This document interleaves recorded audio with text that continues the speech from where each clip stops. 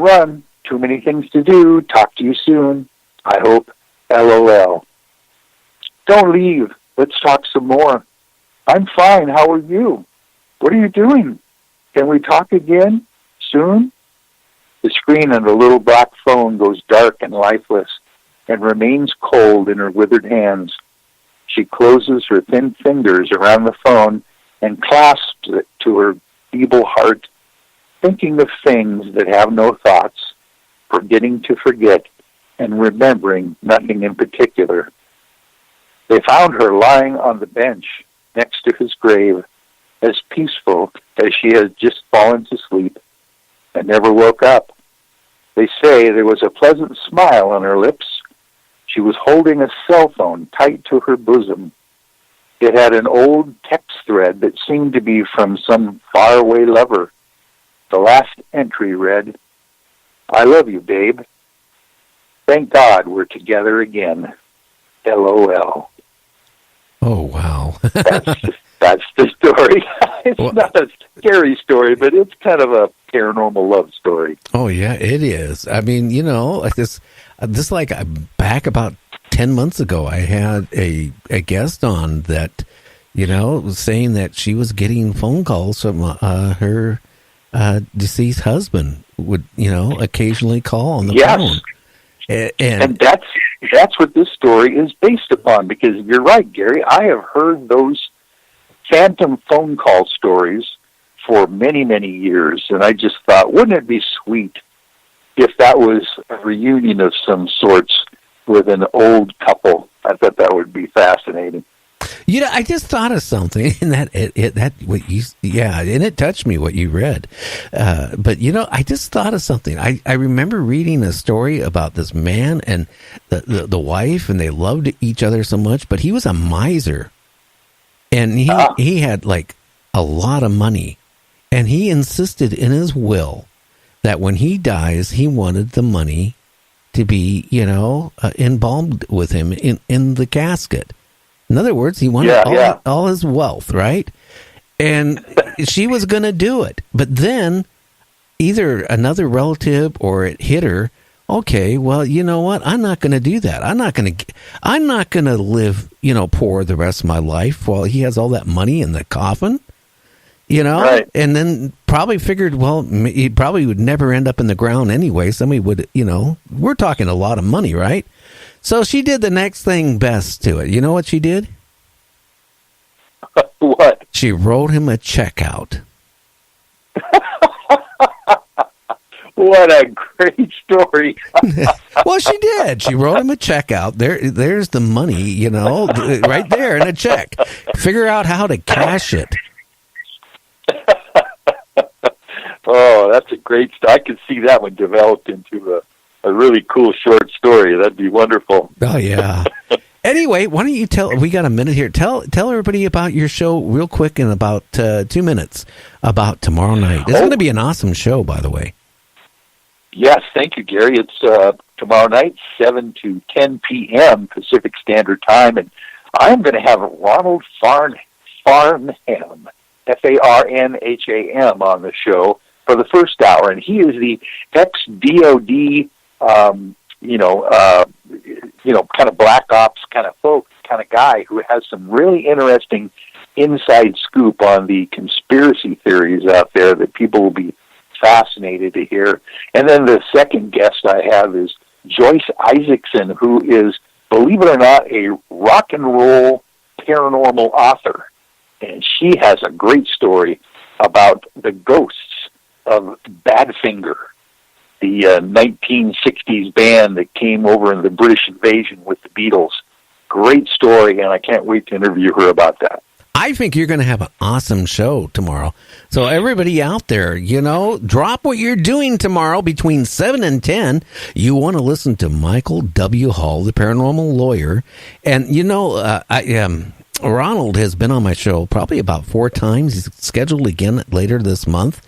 I mean, he has some interesting views. And but what it's going to be rather interesting what he's going to be talking to you tomorrow about. But he's the one that's got me paranoid about these smartphones and smart TVs and all this stuff. You know, so you got to be really careful. Hey, I got to say this one thing, and we're going to run a minute or two over, and I don't care. I own the network. I am going to say this. I am still freaking upset today. I called up Master because I have 2 MasterCards, and I called him up today, and I said, look, I'm going to pay him off. I don't want your freaking cards ever again. I don't want to, I don't want to credit, update, more money on my credit card. I don't want nothing. I don't want your cards anymore. And I wish they could speak good English when you talk to them on the phone. Well, it took me probably an hour to talk to somebody, a supervisor in our country, the United States, not in Turkey or whoever where they were at. I can tell you it wasn't the Philippines because they can talk better English.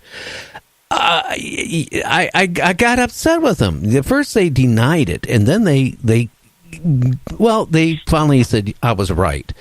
It was breaking in the news over a couple-day period. Google. MasterCard sold all your information. If you have a MasterCard, people, they sold your information to Google. Every place you have used your card, how much money you spend, your credit limit, they sold all that information to Google on every person that has a MasterCard. Now, why would Google need to know where you spend your money? I'm not talking about online sales. I mean, I'm talking about if you go to the X-rated store and buy stuff what your wife don't know about, or you go to the liquor store and your wife don't know about it, or you go out and buy motorcycle parts and your wife don't know about it. They sold all that information. Now, what's going to end up happening, right? That Google will put it all in their computer eventually, right? And all of a sudden, you're going to be on your computer, and all of a sudden, all those little places you shop at are going to appear on your computer screen, right? And if you've been going to that X-rated store that your wife don't know about, or you've been doing something naughty, one of these days, your wife's going to turn on the computer, and all of a sudden, all this weird stuff is going to start appearing. And that is really, I think, the invasion of our rights. And what I'm really, really scared about now, since MasterCard done it, how long is it going to take before Visa and American Express and all those people figure, hey, we can get money off of our customers and sell it to Google? Well, why does Google need this extra information? Yeah. Yeah, it's just people don't really take the time to read those terms of service when they click agree. That's the bottom line right there. Or they send you an update with one of your bills, The problem is, when you get our age, right, you need to go buy a 5-inch magnifying glass and hold it over it just to read what it says, because it's the smallest print they can humanly put on that a human eye could even recognize. But, that's what is so scary. And that really has me concerned. They really didn't have no answers other than he finally admitted, yes, our company sold all that information to Google. And I think that is the worst thing that could happen, because now your privacy is just gotten taken away even more. Yes, I agree with you. And, of course, that is something that they are just doing by increments, slowly but surely, unless we all decide that enough is enough. And then they're going to keep trying. And then the other thing it's transpired this past week, do you realize there's a couple people, companies that you have your DNA, right? You want to trace down, what your great-great-great-grandfather, what country he was from, right? So you go out and spend this money, right? And you send your DNA sample to them, right? And they come back and they say, okay, some of your members were from Ethiopia, some of them were from, wherever, right? Now, one of them has been working with, police departments on cold cases, to try to tie family members into crimes. Which I mean, I just feel again you're giving more of your rights away. You're giving the most stolen part of your body away, your DNA. But what really scares me, Michael, on this is that this group of scientists, okay, sent to 5 different labs, the same DNA. Okay, they made sure that DNA was not contaminated when it went to industry and all these other companies, right? Guess what? Okay. All 5 companies they sent it to gave 5 different complete results, completely opposite of each other. Like, well, your great grandfather is this from this country, right? Turkey, or you have this, and none of the 5 matched at all. And they came to a conclusion is that the labs, right, are so contaminated. So when this DNA comes in, you're getting a mixture of everybody else's DNA, probably even the person who's doing the DNA testing. And you're throwing your money away because, the results you're getting, what you think, oh, my great-grandfather was from this country, right?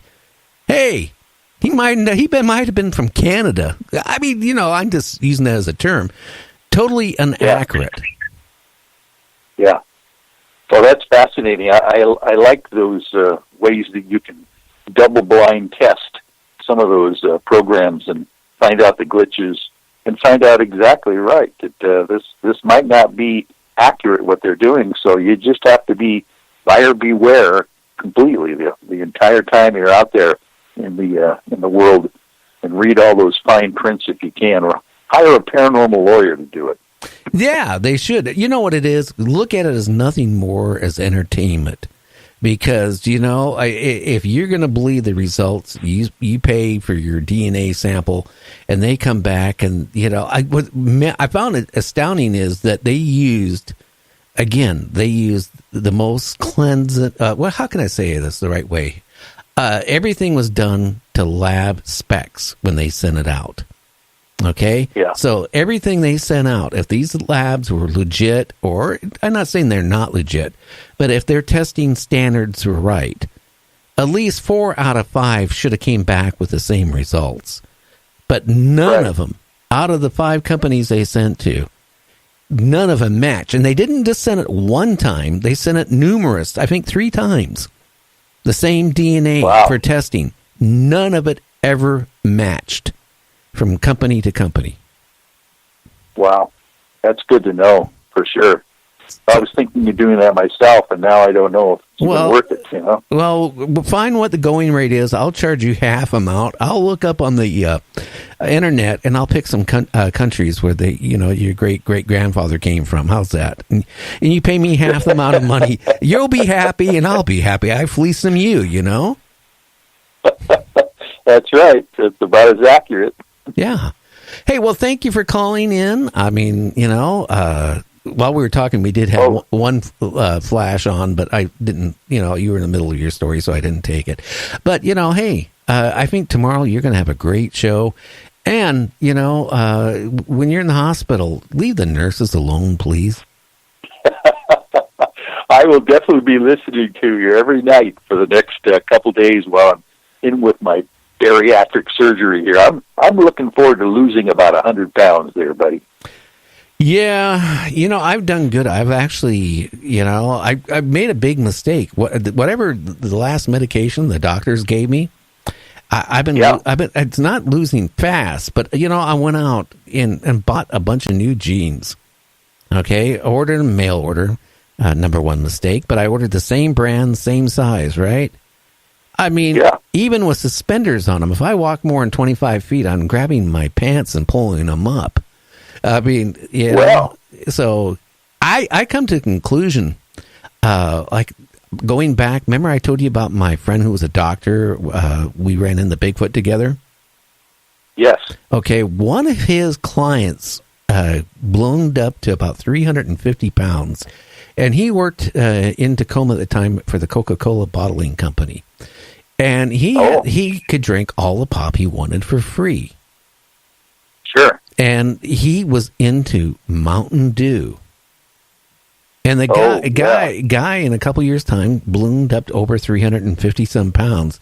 Well, my friend said, "Hey, quit drinking, especially Mountain Dew, but stop drinking soda." And like the guy, within 6 months, lost almost 100 pounds back then just by quitting drinking soda. Whoa!